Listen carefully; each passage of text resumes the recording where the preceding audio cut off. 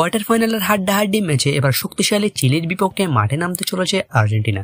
দর্শক, কোয়ার্টার ফাইনালের এই ম্যাচটি কবে কয়টায় অনুষ্ঠিত হবে এবং কিভাবে মোবাইলে আপনারা লাইভ দেখবেন, এসব বিস্তারিত জানুন আমাদের আজকের ভিডিওতে।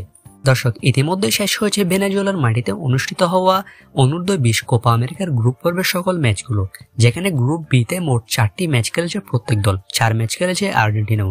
4 ম্যাচে ব্রাজিল, কলম্বিয়া, বলিভিয়া এবং ইকুয়েডরের বিপক্ষে মাঠে নেমেছে আর্জেন্টিনা, যেখানে 4 ম্যাচে 2টি জয় এবং 2টিতে ড্র করেছে তারা।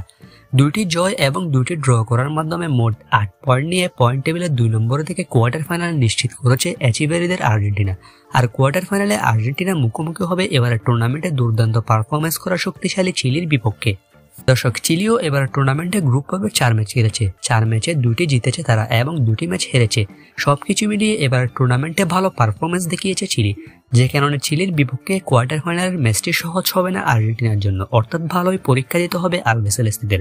দর্শক, আর্জেন্টিনা বনাম চিলির এই কোয়ার্টার ফাইনালের ম্যাচটি অনুষ্ঠিত হবে 4 ফেব্রুয়ারি।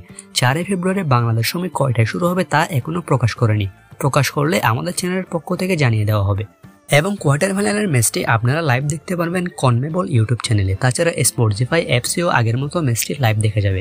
দর্শক, শেষ 5 ম্যাচের মধ্যে আর্জেন্টিনা 3টি জিতেছে, 2টি ড্র করেছে এবং 1টি হেরেছে। অন্যদিকে চিলি শেষ 5 ম্যাচের মধ্যে 3টি ম্যাচ জিতেছে এবং 2টি ম্যাচ হেরেছে।